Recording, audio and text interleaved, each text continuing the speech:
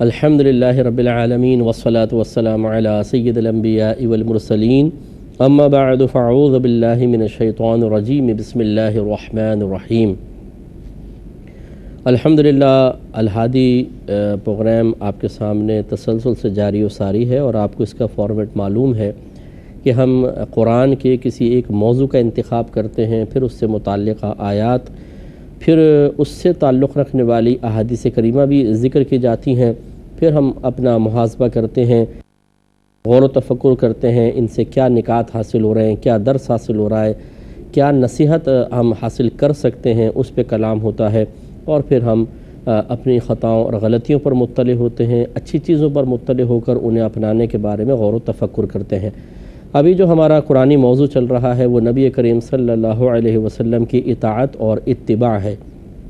اطاعت حکم کے جواب میں ہوتی ہے، دونوں کا مطلب تو ہوتا ہے پیروی کرنا، کسی کا کہنا ماننا، کسی کے پیچھے چلنا، لیکن اطاعت حکم کے جواب میں ہوتی ہے اور اتباع میں حکم ضروری نہیں ہوتا۔ ہم عمل دیکھتے ہیں، حکم وہاں موجود نہیں ہوتا، لیکن ہم اس عمل کو اس لیے اختیار کر لیتے ہیں کہ ہمارے نبی کریم صلی اللہ علیہ وسلم نے وہ کیا ہے، اس کو کہتے ہیں اتباع۔ تو ہم پہلے اطاعت پر کلام کر رہے ہیں اور مختلف احادیث کریمہ آپ کی خدمت میں ذکر کی ہیں، اور ابھی جو خصوصی طور پہ ذکر کر رہے تھے وہ زبان کے بارے میں ہے۔ پہلے بھی میں نے اس پہ کئی دفعہ کلام کیا ہے، لیکن یہ موضوع ایسا ہے کہ اس پر تسلسل سے کلام ہونا چاہیے، اور میں اس کی بارہا آپ کو وضاحت کر چکا ہوں کہ ایک تو یہ کہ اگر ہم پہلے کبھی ذکر کر چکے ہوتے ہیں تو بعینی ہی وہ رٹے رٹائے الفاظ نہیں ہوتے۔ آپ دیکھیں بہت سی نئی چیزیں اس میں شامل کی جاتی ہیں، نئے انداز سے، نئے طرز سے سمجھایا جاتا ہے، بہت ساری نئی مثالیں ہوتی ہیں، اور لیکن ان مضامین کی تکرار اس لیے ضروری ہوتی ہے کہ ان مضامین کو ہم اچھی طرح سمجھیں اور اپنا محاسبہ کرتے رہیں۔ اگر پہلے محاسبہ نہیں تھا تو اب کریں، اور اگر پہلے سے تھا تو اس میں ترقی ہو، اور اگر ہم غفلت کا شکار ہیں تو غفلت سے باہر آئیں۔ تو بعد ہمارے بھائی کہتے ہیں کوئی نئی نئی چیز بتائیں۔ یہ بالکل ایسا ہی ہے جیسے ہمارے ہاں سیاست کے اندر ایسے ہی ہوتا ہے کہ بھئی یہ پرانی باتیں چھوڑیں، نئی باتیں بتائیں، نئی چیز کریں۔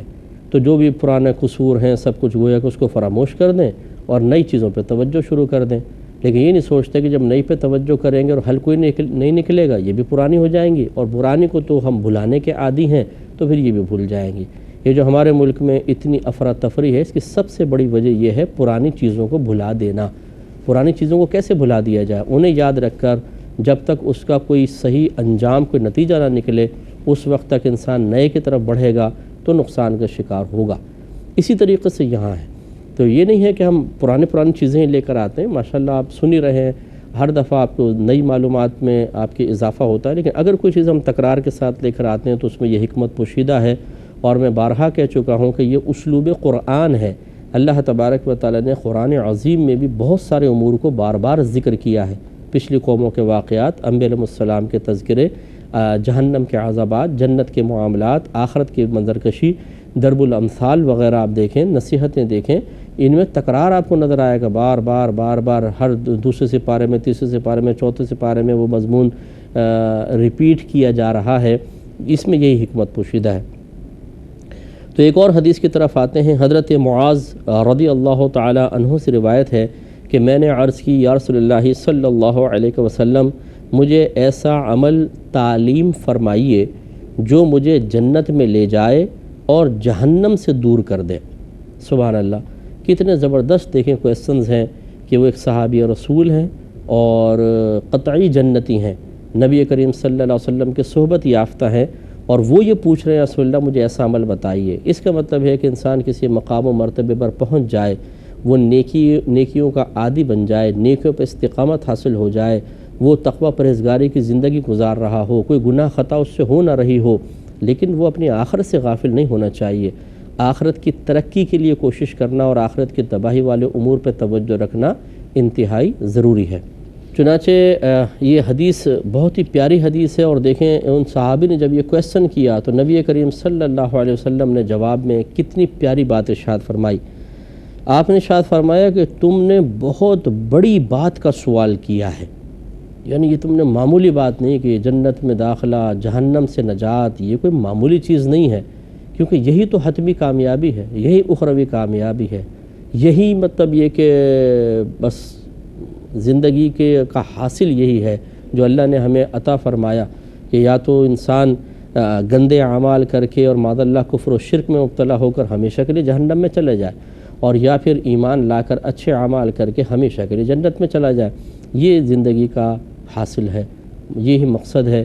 کوئی اس مقصد کو اختیار کر لیتا ہے، کوئی اس کو اپنا مقصد بناتا ہے اور کامیاب ہوتا ہے۔ تو سرکار نے ارشاد فرمایا کہ تم نے بہت بڑی بات کا سوال کیا ہے، لیکن یہ اس کے لیے آسان ہے جس پہ اللہ تبارک و تعالی اس کو آسان فرما دے۔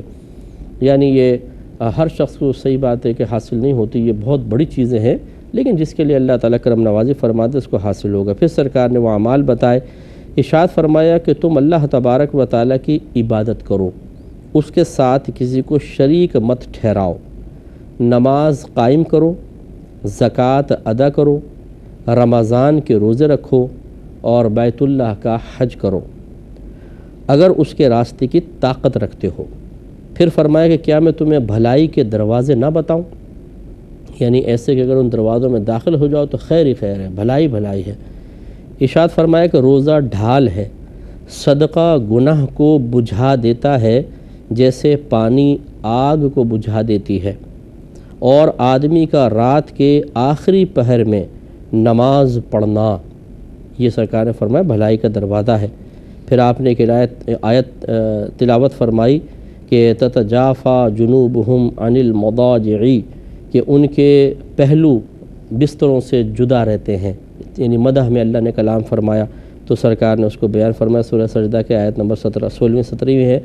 پھر سرکار نے ارشاد فرمایا کہ کیا میں تجھے دین کا سر، اس کا ستون اور اس کے کوہان کی بلندی نہ بتاؤں؟ دیکھیں سر ہمارے جسم میں انتہائی امپورٹنٹ چیز ہے، سر کاٹ دیں جسم بیکار ہے۔ اسی طرح عمارت کا ستون بہت ضروری ہوتا ہے کیونکہ اس پہ پوری عمارت کھڑی ہوتی ہے، اور اسی طرح اونٹ کا جو کوہان ہوتا ہے جو یہ یوں اس شیپ میں ہوتا ہے کمر کے اوپر، یہ سب سے بلند و بالا ہوتا ہے، سب سے افضل حصہ ہوتا ہے۔ گویا کہ سرکار کے کہنے کا مطلب یہ ہے کہ میں تمہیں دین کے سب سے اہم چیزیں نہ بتاؤں جو انتہائی امپورٹنٹ ہیں، اللہ کی نگاہوں میں ان کا بڑا مقام و مرتبہ ہے؟ تو میں نے عرض کی کہ کیوں نہیں یا رسول اللہ، آپ ضرور ارشاد فرمائیے۔ سرکار نے ارشاد فرمایا کہ دین کا سر اسلام ہے، اس کا ستون نماز ہے، اور اس کے کوہان کی بلندی جہاد ہے۔ پھر فرمایا کیا میں تمہیں ایسی بات نہ بتاؤں کہ جس پر ان سب کا دار و مدار ہے؟ میں نے عرض کی کہ کیوں نہیں یا رسول اللہ صلی اللہ علیہ وسلم، انہیں دار و مدار سے مراد یہ ہے کہ سب چیزیں جو ہیں وہ موقوف ہیں ایک چیز پر، اگر یہ چیز خراب ہو جائے سب تباہ ہو جائے گا، اور یہ ٹھیک ہے تو یہ سب کے سب تمہیں یہی فائدے دیں گے جو میں نے ذکر کیے۔ تو میں نے کہ کیوں نہیں یا رسول اللہ صلی اللہ علیہ وسلم؟ آپ نے ارشاد فرمایا، آپ نے اپنی زبان مبارکہ پکڑ لی اور فرمایا کہ اس کو روک کے رکھو۔ میں نے عرض کی رسول اللہ صلی اللہ علیہ وسلم، کیا ہم زبان کے ذریعے سے جو گفتگو کرتے ہیں اس پر بھی ہماری گرفت ہوگی؟ رحمت کونین صلی اللہ علیہ وسلم نے محاورتاً ارشاد فرمایا کہ اے معاذ تیری ماں تجھے روئے، جیسے ہمارے محاورتاً کہہ دیتے ہیں تیرا بیڑا غرق ہو جائے، یار کیا بات کر رہا ہے، تو یہاں معاذ اللہ کوئی بد دعا دینا مقصود نہیں ہوتا۔ اسی طرح نبی کریم صلی اللہ علیہ وسلم کا یہاں دعائے ضرر ارشاد فرمانا اس کا قصد و ارادہ نہیں ہے، ایک محاورتاً سرکار نے بات فرمائی کہ تمہاری والدہ تمہیں روئے، جہنم میں لوگوں کو ان کی زبان کی کاٹی ہوئی کھیتیاں ہی اوندھے منہ گرائیں گی۔ یہ ترمذی کی روایت ہے۔ تو اب تھوڑا سا اس کی وضاحت پر چلتے ہیں تاکہ ہمیں اس کا حدیث کا مکمل اچھی طرح فیض حاصل ہو۔ حضرت معاذ رضی اللہ تعالیٰ عنہ نے سرکار کی بارگاہ میں عرض کی، اللہ یا رسول اللہ ایسا عمل بتائیے جو مجھے جنت میں لے جائے اور جہنم سے دور کر دے۔ یہ یاد رکھیں کہ یہ دل میں خیال آیا تو آپ نے زبان سے ارشاد فرمایا، اور یہ تھا پاکیزہ خیال۔ یقینی سی بات ہے کہ فرشتے نے ان کے قلب میں ڈالا، اور فرشتہ اللہ تعالیٰ کے حکم کے علاوہ کچھ بھی نہیں کرتا۔ جو ہمارے ساتھ ایک فرشتہ ہے، بلکہ تمام فرشتے یہی ہیں کہ اللہ کے حکم سے چلتے ہیں۔ تو اس کا مطلب یہ ہوا کہ اللہ تبارک و تعالیٰ نے حضرت معاذ بن جبل رضی اللہ تعالیٰ عنہ کے قلب میں یہ خیال ڈلوایا ہے کہ میرے حبیب سے پوچھو، تاکہ سرکار جب اس کا جواب ارشاد فرمائیں تو قیامت تک کے لوگ فیضیاب ہوں۔ اس کا مطلب یہ ہوا کہ اللہ تعالیٰ ہم پر کتنا مہربان ہے، کتنا کرم فرمانے والا ہے۔ وہ چاہتا ہے کہ اس کے بندوں کے پاس اچھی اچھی چیزیں پہنچے، اور اس کے بندے ان چیزوں کو جانیں اور جاننے کے بعد ان پر عمل پیرا ہو کے اللہ تعالیٰ کی بارگاہ سے انعامات کو حاصل کریں۔ اور جب ہمیں مقصود الہی سمجھ میں آیا کہ اللہ نے اسی لیے الہام فرمایا تاکہ ہم تک چیز پہنچے اور ہم اسے اختیار کر کے جنت میں داخل ہو جائیں، جہنم سے بچیں، اور پھر ہم اس کی قدر نہ کریں، تو کس قدر بری بات ہے کہ وہ رب جو بے نیاز ہے وہ اتنا اہتمام فرمائے، اور جو محتاج ہیں جن کے لیے کیا جا رہا وہ بے پرواہی کا راستہ اختیار کریں۔ بہت غلط بات ہے۔ تو حضرت معاذ رضی اللہ تعالی عنہ نے عرض کیا رسول اللہ ایسا عمل بتا دیں جنت میں چلا جاؤں، جہنم سے دور ہو جاؤں۔ سرکار نے فرمایا تم نے بہت بڑی بات کا سوال کیا ہے، لیکن یہ اس کے لیے آسان ہے جس پر اللہ تعالیٰ اس کو آسان فرما دے۔ یعنی ہے تو بہت مشکل کام، یہ بہت مشکل چیز ہے، لیکن اللہ تعالیٰ اپنے بندوں میں سے جس کے لیے آسان کر دے اس کے لیے جنت میں جانا کوئی مشکل نہیں ہے، جہنم سے بچنا کوئی مشکل نہیں ہے۔ اس کا مطلب یہ ہوا کہ اصل چیز آپ اور میں نہیں ہے، آپ کا میرا عمل نہیں ہے، آپ کا میرا تقوی پرہیزگاری نہیں ہے، بلکہ اللہ تعالیٰ کی کرم نوازی ہے، اللہ کا فضل ہے۔ یہی وجہ ہے کہ میرے آقا صلی اللہ علیہ وسلم نے ایک دفعہ صحابہ کرام علیہم رضوان سے ارشاد فرمایا کہ کوئی بھی شخص اپنے عمل کی وجہ سے جنت میں نہیں جائے گا، صرف اللہ کی رحمت سے جنت میں جائے گا، اس کے فضل سے، اس کے کرم سے۔ تو صحابہ کرام علیہم رضوان نے انتہائی دائرہ ادب میں رہ کر گزارش کی رسول اللہ صلی اللہ علیہ وسلم اور آپ بھی؟ تو میرے آقا صلی اللہ علیہ وسلم نے ارشاد فرمایا کہ ہاں میں بھی صرف اللہ کے فضل سے جنت میں جاؤں گا۔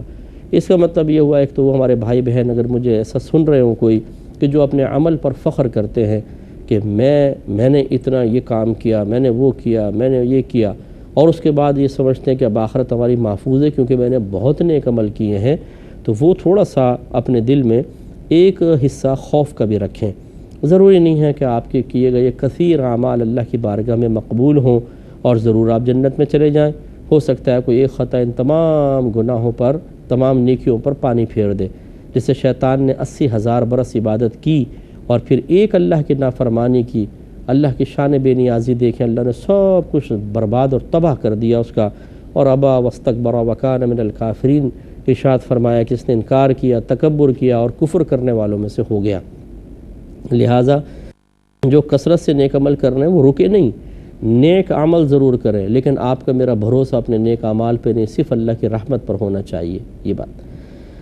تو اسی لیے سرکار نے ارشاد فرمایا کہ تم نے بہت بڑی بات کا سوال کیا ہے، بڑی سے مراد بہت مشکل بات ہے، بہت ہی بڑا یہ کام ہے، لیکن اللہ تعالیٰ جس کے لیے آسان کر دے وہ اس کے لیے آسان ہو جاتا ہے۔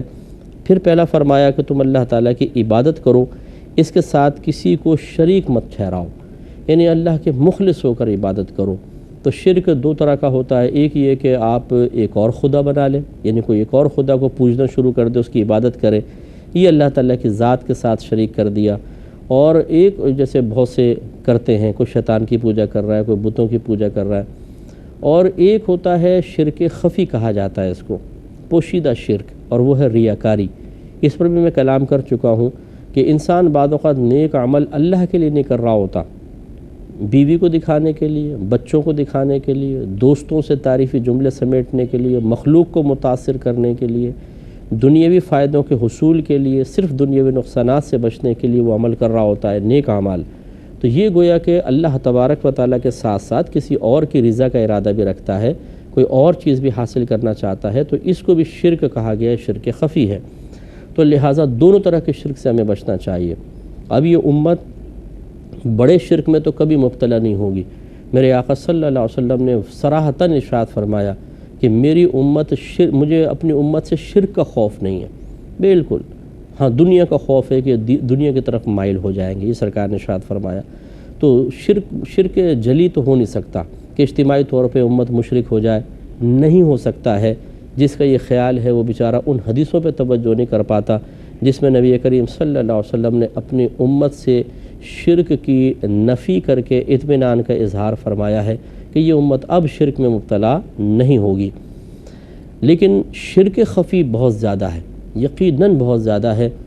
ہم جو بھی نیک عمل کرتے ہیں چاہتے ہیں کہ لوگوں کو پتہ چل جائے اور اس میں ہمارے لیے واہ واہ کے پہلو ہوں، اور جب بعض اوقات تو یہ چیز عادت میں شامل ہو جاتی ہے کہ مزہ نہیں آ رہا ہوتا، لیکن جب تک دکھا نہ لیں اور جب تک سنا نہ لیں دل کو سکون نہیں ملتا ہے۔ تو یہ غلط عادتیں ہوتی ہیں، چھپا کر نیک عمل کرنا چاہیے۔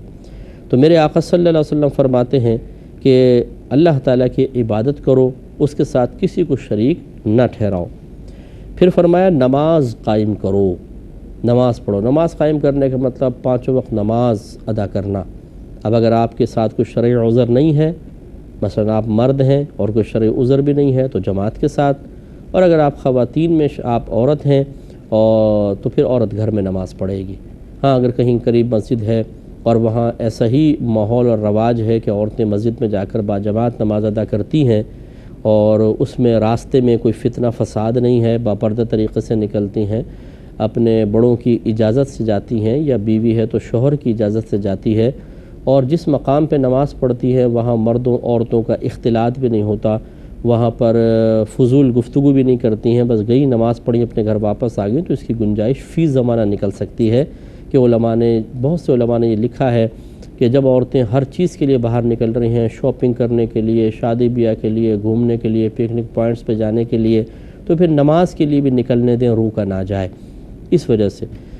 تو بہرحال تو نماز قائم کرنے کا مطلب اگر ہم مردوں کے اعتبار سے دیکھیں تو 5 وقت نماز جماعت کے ساتھ ادا کرنا، اور اگر خواتین کے اعتبار سے دیکھیں تو اپنے گھر میں 5 وقت نماز ادا کرنا۔ سرکار فرماتے ہیں جو اس کو اختیار کرے گا جنت کا راستہ آسان ہوگا، جہنم کا راستہ مشکل ہوگا۔ اس کے بعد زکوٰۃ دینا، سرکار نے فرمایا زکوٰۃ ادا کرو، تو اس کے لیے ضروری ہے کہ پہلے انسان یہ غور کر لے کہ میرے پاس کچھ مال ہے یا نہیں ہے۔ 4 قسم کے مالوں پر زکوٰۃ ہوتی ہے: سونا، چاندی، روپیہ، مال تجارت۔ جانور بھی ہوتے ہیں لیکن اب جانور اتنے کثیر نہیں ہیں اور ان میں وہ شرائط نہیں پائی جاتی کہ جن میں قربانی یہ زکوٰۃ بنے، تو اکثر پھر ہم اس کو ذکر نہیں کرتے۔ تو 4 قسم کے مال تو بہرحال سب کو ملحوظ رکھنے چاہیے: سونا، چاندی، روپیہ، مال تجارت۔ ان 4 پر زکوٰۃ بنتی ہے لیکن بہت ساری شرائط کے ساتھ۔ چونکہ یہ پروگرام میرا زکوٰۃ کے بارے میں نہیں ہے تو میں اس پہ اجمالی طور پہ ہی کلام کر کے گزر جاتا ہوں آگے۔ اس پر میرے پروگرامز ہیں QTV پہ ریکارڈڈ بھی ہیں، اس پہ شاید DVDs وغیرہ بھی اس کی کچھ بنی تھیں، تو وہ آپ حاصل ضرور کریں تاکہ زکوٰۃ کے بارے میں مکمل طور پہ آپ کو معرفت حاصل ہو۔ تو اب زکوٰۃ ادا کرنا، مال ہے تو زکوٰۃ ادا کرنی ہوگی، تو یہ نجات کا راستہ بنے گا۔ باقی پہ بھی کلام کریں گے انشاءاللہ، پہلے میں ان کی وضاحت کروں گا، پھر انشاءاللہ ہم احتساب کی طرف آئیں گے۔ اللہ تعالیٰ عمل کی توفیق عطا فرمائے، آمین۔ وآخر دعوانا ان الحمد للہ رب العالمین۔